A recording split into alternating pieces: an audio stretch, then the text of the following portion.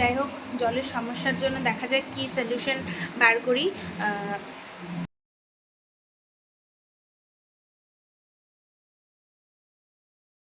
এখানে ওকে চিকেনটা সকালে গরম করে দিয়েছিলাম। এখানে একটু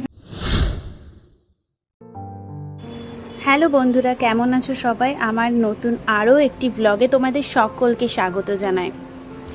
ঘুম থেকে উঠে পড়েছি সকালবেলায় এখন, আর ঘুম থেকে উঠে ভেবেছিলাম যে আজকে তোমাদের সামনে একটা খুব সুন্দর ব্লগ শেয়ার করব, খুব সুন্দর ব্লগ আনবো তোমাদের সামনে। সেই রকমই প্রস্তুতি নিয়েছিলাম, কিন্তু হঠাৎ করে ঘুম থেকে বিছানা ছেড়েই বাইরে গিয়ে দেখলাম যে আমাদের মোটরটা খারাপ হয়ে গেছে। আমাদের বিল্ডিংয়ের মোটর চলছে না, জল আসছে না।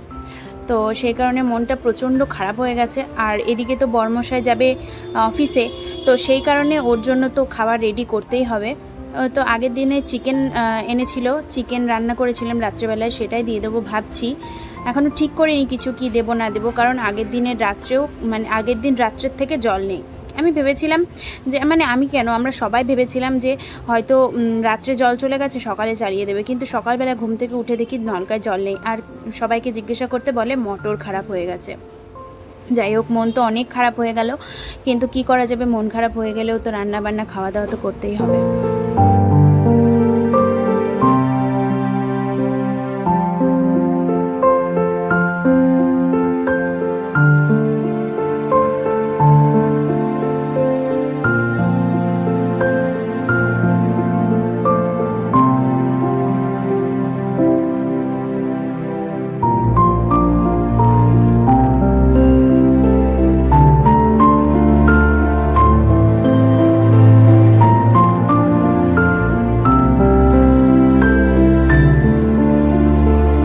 তো দেখো, এখানে কিন্তু আমি আটাটা প্রায় মেখে নিয়েছি। এবার কিন্তু আস্তে আস্তে রুটিগুলো ভেজে নেব।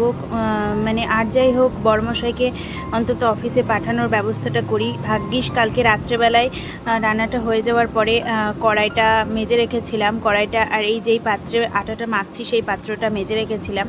নইলে কাল রাত থেকেই জল নেই। তো আর এই যে এই কড়াইটা দেখছো, এটা কিন্তু বাতিল কড়াই, কিন্তু তাও আজকে কাজে লেগে গেল। পুরনো জিনিস সবসময়ই কোনো না কোনো কাজে লেগেই যায়। এখানে মেয়ের জলটা আগে গরম করে নিলাম, কারণ মেয়ে ঘুম থেকে উঠলেই কিন্তু ও জল দুধ খাবে আর কি। ঘুম থেকে উঠে ওই আধা ঘন্টা পরেই দুধটা ওকে দিতে হয়, সেরেল্যাক্স আর কি। তো এখানে মেয়েরটা রেডি করে নিলাম। এবার কিন্তু আটা মাখা হয়ে গেছে, এবার রুটিগুলো ফটাফট করে নেবো। তো ওই কড়াইটা যেটা বলছিলাম যে রাত্রেবেলায় আমার রান্নাবান্না হয়ে যাওয়ার পরেই কিন্তু আমি কড়াইটা মেজে রেখেছিলাম। এই যে দুটো কড়াই পাশাপাশি দেখছো, এই দুটো, আর যেই পাত্রে আটাটা মাখলাম সেইটা, এই দুটো জিনিস কিন্তু আমি মেজে রেখেছিলাম। তাই আজকে সকালবেলায় রুটি করে দিতে পারছি। তো যাই হোক, এবার দেখো দুধ নিয়ে নিলাম, দুধটা গরম করতে বসিয়ে দিলাম, তারপরে দুধটা নামিয়ে চা বানিয়ে ফেলবো। আর এই যে দেখো, এখানে আটাগুলোকে এবার ভালো করে লেচি কেটে কেটে তারপরে কিন্তু আমি রুটিগুলো বানিয়ে নেবো। রুটি, পরোটা সমস্ত কিছুই বানিয়ে নেবো, কারণ আমরাও তো খাবো সকালবেলায়। তো যাই হোক, এখন চাটা শুধুমাত্র আমার জন্য আর দিদিভাইয়ের জন্যই বানাচ্ছি। চা তো ও খেয়ে যাবে না, ও তো খেয়ে যাবে শেক। তো এখানে রুটি লেচিগুলো ভালো করে গুনে গুনে করে নিচ্ছি, কারণ বেশি রুটি হলে আবার ফেলা যাবে, সেই কারণে। তো চলো রুটিগুলো আগে ফটাফট করে নিই।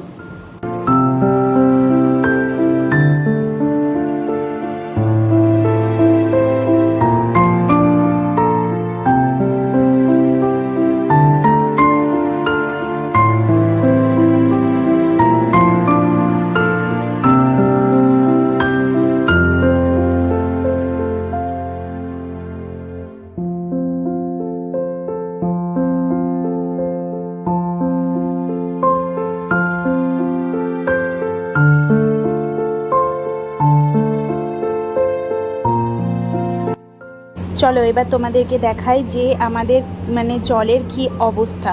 তার আগে দেখিয়ে নিই। দেখো, চা করে নিয়েছি, পরোটা করে নিয়েছি, আর এখানে কালকে রাত্রে বললাম না একটুখানি চিকেন ছিল, সেই চিকেনটা একটু গরম করে দিয়ে দেবো আমার বরমশাইকে। আর এখানে দুধটা ঠান্ডা করতে দিয়েছি, আর এই যে ওর রুটি, আর এই যে দেখো এইগুলো সব রাত্রের বাসন কোসন। আর এই যে দেখো, নলকা খুলেও দেখাচ্ছি তোমাদেরকে, একটুও জল নেই গো, একটুও জল নেই। এবার চলো তোমাদেরকে বাথরুমটা দেখিয়ে নিয়ে আসি। বাথরুমের সমস্ত বালতিগুলো ফাঁকা, আর ওখানে দিদিভাই আর আমার মেয়ে গল্প করছে শুয়ে শুয়ে। এই যে দেখো, সমস্ত বালতি ফাঁকা, সব কিছু ফাঁকা। তো যাই হোক, এইসব চিন্তাভাবনা করে তো লাভ নেই। পরে পাশের ঘর থেকে দেখা যাক বলে জল আনা যায় কিনা। এমনিতে তো আমার বরমশাই 1 বোতল জল দিয়ে যাবে বলেছে কাজে যাওয়ার আগে, মানে অফিসে যাওয়ার আগে। তো সেই সব চিন্তাভাবনা মাথার থেকে ছেড়ে ঘরের কাজে লেগে পড়লাম। ঘরের বিছানাপত্রগুলো তুলি, ঝাড়টার দিই, ঘরটর মুছি, মোছার মতন একটুখানি জল দেখি হয় কি না। মনে হয় হবে না, কারণ এখনও অবধি আমার মেয়ে ঘুম থেকে উঠেছে, এখনও অবধি ও টয়লেট করেনি। যাই হোক, টয়লেট পটি কিছুই করেনি। আর তারপরে আমরাও ফ্রেশ হব, আমরাও মুখ হাত পা ধোবো। গুড্ডি রয়েছি, আমি রয়েছি, দিদিভাই রয়েছে। তো জানি না ঘর মোছার জল হয়তো পাওয়া যাবে না। এত খারাপ পরিস্থিতি আমাদের এই মানে আমার বিয়ে হওয়ার পর থেকে এত খারাপ পরিস্থিতি আমার দিল্লিতে কোনো দিন আসেনি, যেই পরিস্থিতিতে আজকে পড়লাম। যাই হোক, বিছানাপত্র সমস্ত কিছু ঝেড়ে এখন বাইরে চলে এসেছি। এই যে দেখো, এই বড় বড় চাদরগুলো কেচে নিয়েছিলাম ভাগ্যিস, তো এইগুলোই শোকানোর জন্য ভালো করে আরেকবার উল্টে পাল্টে মেলে দিচ্ছি। এগুলো মোটর খারাপ হওয়ার আগেই মানে আমি কেচে দিয়েছিলাম। এই যে একটা কম্বল কেচে দিয়েছি, এদিকে 2টো চাদর কেচে দিয়েছি। আর এই ঘরে দেখো আবার চলে আসলাম, এই ঘরে বিছানাপত্র তুলতে। এই ঘরে প্রচণ্ড খারাপ অবস্থা, টেবিলটার ওপরেও প্রচণ্ড খারাপ অবস্থা। টেবিলটা কোনো সময় একটুখানি ফাঁকা থাকে না, মানে কোনো না কোনো জিনিস ভর্তি হয়েই যায় শেষ অবধি।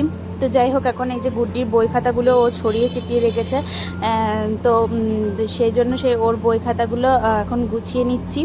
তো ওর বই খাতাগুলো গুছিয়ে নেওয়ার পরে তারপরে ওর খেলনাগুলোও গুছিয়ে নেবো। আর আমি এখানে দাঁড়িয়ে দাঁড়িয়ে ওকে একটু বকা দিচ্ছিলাম, কেন এতগুলো খেলনাবাটি সমস্ত কিছু ছড়িয়ে রেখেছে।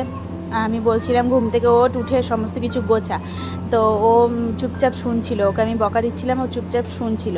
আর এই যে দেখো, আমার মেয়ে, আমার পণ্ডিত আবার আমাকে হেল্প করতে চলে এসছে। হেল্প তো করবে না, ও তো সমস্ত কিছু আরও বিগড়ে দেবে। তো যাই হোক, এখন দেখো ঘর মানে এই জায়গাটা ভালো করে একটু ক্লিন করে নিচ্ছি। ওদিকে দিদিভাই কিন্তু মানে আমার মেয়েকে খাওয়ানোর ব্যবস্থা করছে, ওই জন্য ও ওই দিকটা সামলাতে পারছে না। আর আমার তো ওইদিকে সেরকম একটা কাজ নেই রান্নাঘরে, সেই জন্য আমি আজকে বললাম যে দিদিভাই আজকের ঘরের কাজগুলো আমি করছি, তোমাকে আর করতে হবে না। আর কি, এই তো ঘরের কাজগুলো ভালো করে সেরে টেরে আবার এই দেখো বিছনাপত্র তুলছি। আর বিছনাপত্র তুলতে তুলতে এই গল্পই হচ্ছে যে জল নেই। আমার মুখটা দেখে বুঝতেই পারছো যে কেমন শুকনো হয়ে গেছে মুখটা। জল না থাকলে কি করে মানুষ বাঁচতে পারে তোমরাই বলো।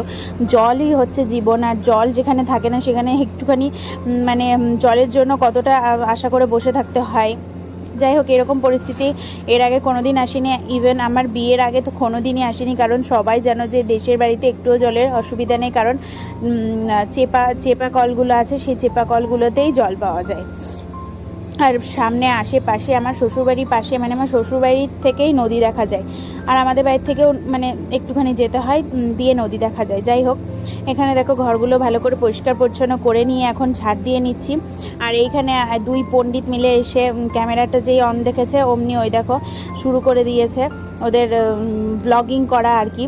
মানে ওরা আমার থেকে বেশি বড় ব্লগার। আর দিদিভাইও এখানে ছুটে ছুটে কাজকর্মই করছে। আর খাটের তলটায় প্রচণ্ড পরিমাণে নোংরা হয়েছে, যে কারণে একটুখানি সময় লাগছে ঝাড় দিতে। ওই ঘরটা তো ঝাড় দিয়ে চলে এসেছি, কিন্তু এই ঘরটা একটু সময় লাগছে। ওই যে দেখলে না, এই যে এই কোণাটাতেই অনেক নোংরা জড়ো করে রেখেছে। এরা দুজন মিলে, এই 2 মেয়ে মিলে প্রচণ্ড নোংরা করে রাখে। তো যাই হোক, এখন ঘর দূরগুলো ভালো করে পরিষ্কার করছি। আর সেই মাঝেই আমার মেয়েটা দেখো কোথায় নোংরার মধ্যে বসে পড়েছে। আর এই যে আরেক বড় ব্লগার চলে এসেছে তোমাদের সামনে ব্লগ করতে। যাই হোক, ওর চুলগুলো হেলাবেলা দেখে বুঝতেই পারছো এক্ষুনি ঘুম থেকে উঠলো, ঘুম থেকে উঠে এইসব শুরু করে দিয়েছে। যাই হোক, এখন ঘর দূরগুলো ভালো করে মুছে নিই, তারপরে আবার পরে তোমাদের সাথে কথা বলছি।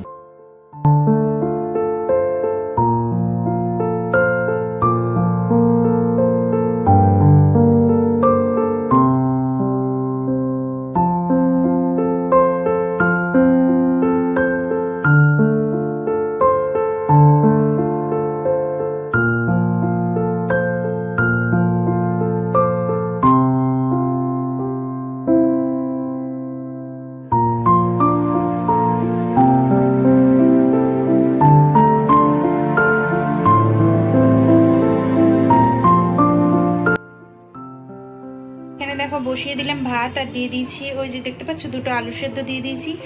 আর এখানে দিয়েছি 2টো ডিম সেদ্ধ। আর এদিকের অবস্থা তো তোমরা দেখতেই পাচ্ছ, এই যে দেখো সমস্ত বাসন কোসন পড়ে রয়েছে।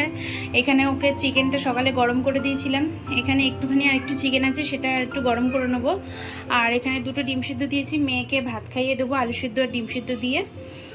তো দেখলে যে ভাত বসিয়ে দিয়েছি, আর তারপরে ঘরটা ঝাড়টার দেওয়ার পর তারপরে ওই যে ওখানে দেখতে পাচ্ছ জলের ড্রাম, ওই জলের ড্রাম একটা ওর বাবা মানে আমার বর তুলে দিয়ে গেছিলো, সেই ড্রামটা দিয়ে ওই গুড্ডিকে মুখ ধোয়ানো, মেয়েকে মুখ ধোয়ানো, ফ্রেশ করানো হয়েছে।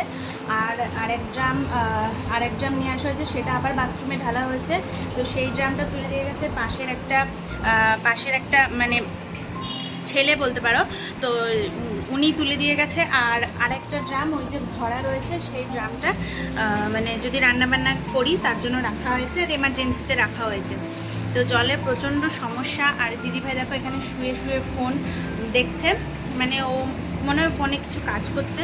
আর নিয়ে এই যে এখানে মেয়েকে ঘুম পাড়িয়ে দিয়েছি, আর এখন বেজে গেছে ঘড়ি কাটাতে, ওই যে দেখতে পাচ্ছ 1:30 বাজতে যায়। আর দেখতে পেলে ভাত বসিয়ে দিয়েছি, বেশি কিছু রান্না করতে পারবো না, তার কারণ অনেক বাসন কোসন হয়ে গেছে আর বাসন কোসন নেই। তো যাই হোক, জলের সমস্যার জন্য দেখা যায় কি সলিউশন বার করি, কারণ আজকে বলে না, এই জলের সমস্যা বেশ কয়েকদিন ধরেই হচ্ছে, প্রচণ্ড মানে খুবই সমস্যা হচ্ছে।